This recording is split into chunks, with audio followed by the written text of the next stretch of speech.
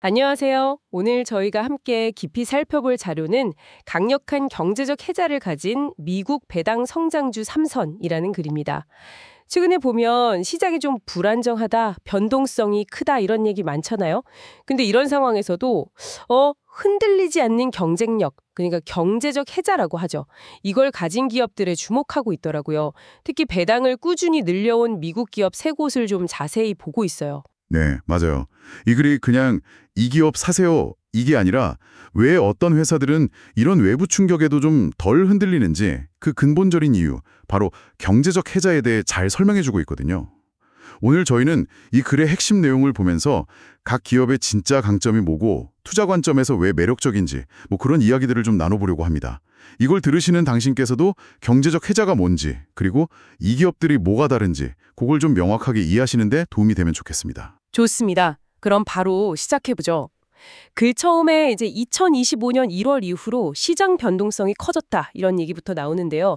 근데 재밌는 건 이런 와중에도 경제적 해자가 강한 기업들 주가는 오히려 최고점 근처에 머물러 있다는 거예요. 이게 왜 그런 걸까요? 네, 바로 그 경제적 해자 때문인 거죠. 이게 뭐랄까 성주위에 파놓은 깊은 물길, 해자처럼 기업이 경쟁자들이 쉽게 못 들어오게 막고 또 외부 환경이 변해도 자기 수익성을 지킬 수 있는 그런 구조적인 강점을 말하는 거거든요.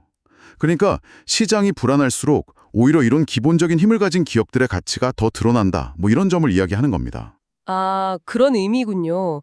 그래서 첫 번째로 소개하는 기업이 오토매틱 데이터 프로세싱, ADP네요. 클라우드 기반 HCM, 이게 인사 관리 시스템이죠.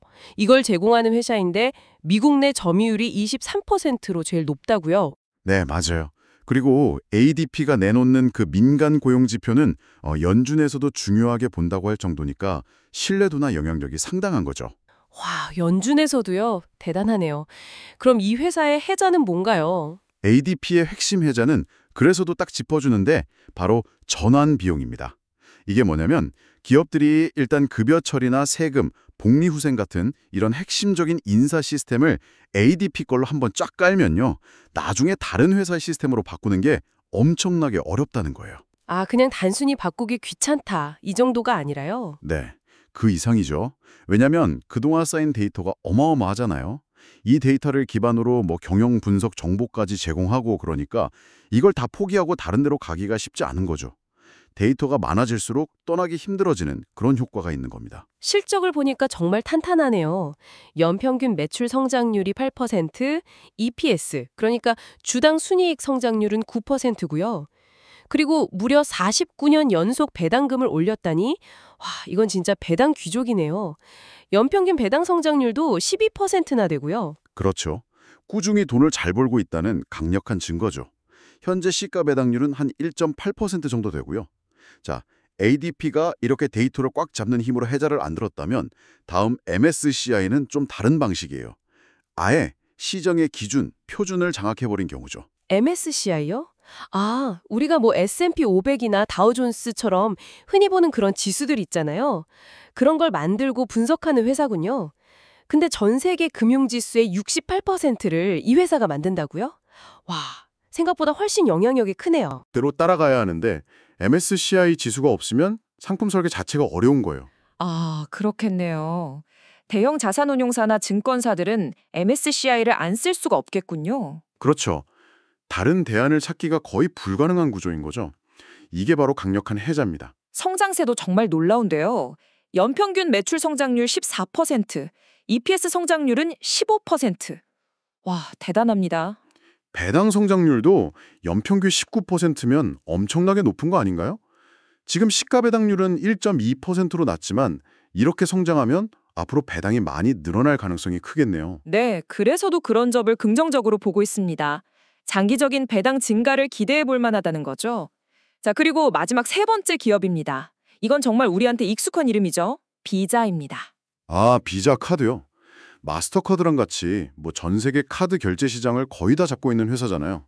소비자들이 카드 쓰고 가맹점은 결제받고 그 사이에서 수수료 받는 모델. 어떻게 보면 단순한데 이게 그렇게 강력한가요? 네, 아주 강력합니다. 비자의 핵심 해자는 뭐니 뭐니 해도 네트워크 효과예요. 이게 뭐냐면 비자 카드를 쓰는 사람이 많아질수록 비자 카드를 받는 가게도 많아지고 싶어 하잖아요. 그럼 또 카드를 쓰는 사람이 더 늘어나고 이게 계속 선순환하는 거예요. 아, 서로가 서로를 끌어당기는 그런 효과군요. 맞아요. 이 네트워크 자체가 점점 커지고 강해지면서 다른 회사가 끼어들기 어려운 아주 높은 진입 장벽이 되는 거죠. 그리고 또 하나는 규모의 경제인데요. 워낙 거래량이 많으니까 거래 건당 처리 비용이 아주 낮아요. 이것도 경쟁사 대비 큰 장점이죠. 비자 실적도 꾸준하네요. 연평균 매출 성장률 12%, EPS 성장률 14%. 이것도 대단하고 16년 연속 배당금을 인상했고 연평균 배당 성장률은 17.6%. 와, 이것도 엄청 높네요. 지금 시가 배당률은 0.6%로 좀 낮아 보이긴 하는데 이것도 성장성을 보면 미래 배당이 기대된다 이렇게 봐야겠군요. 네, 그래 평가도 그렇습니다. 현재 배당률보다는 미래의 성장 가능성에 주목하는 거죠. 오늘 이렇게 세 기업을 살펴보니까 시장이 좀 흔들릴 때 왜 이런 경제적 해자를 가진 기업들이 주목받는지 알 것 같아요. ADP는 그 전환 비용이라는 강력한 무기가 있고 MSCI는 아예 시장의 표준을 쥐고 있고 비자는 압도적인 네트워크 효과를 가졌고 다들 자기만의 확실한 성을 쌓아둔 느낌이네요. 네, 맞습니다. 각자 다른 방식이지만 아주 강력한 해자를 가지고 있었기 때문에 외부 환경 변화에도 크게 흔들리지 않고 꾸준히 실적도 내고 또 배당도 늘려올 수 있었던 거죠. 이 글을 보면 단기적인 주가 등락에 너무 신경 쓰기보다는 기업이 가진 근본적인 경쟁력 그리고 얼마나 오랫동안 안정적으로 갈 수 있을지 이런 걸 보는 투자가 중요하구나 하는 생각을 다시 하게 됩니다. 맞아요. 그래서 이 자료가 마지막으로 당신에게 이런 질문을 던지는 것 같아요. 계속 변하는 시장 상황에 민감하게 반응하면서 스트레스 받는 것보다 어쩌면 조금 느리게 느껴질지라도 이런 강력한 해자를 바탕으로 시간이 흐를수록 더 단단해지는 기업과 좀 길게 함께 가는 투자는 어떨까? 이건 당신에게 어떤 의미가 있을지 한번 차분히 생각해 보시면 좋겠습니다.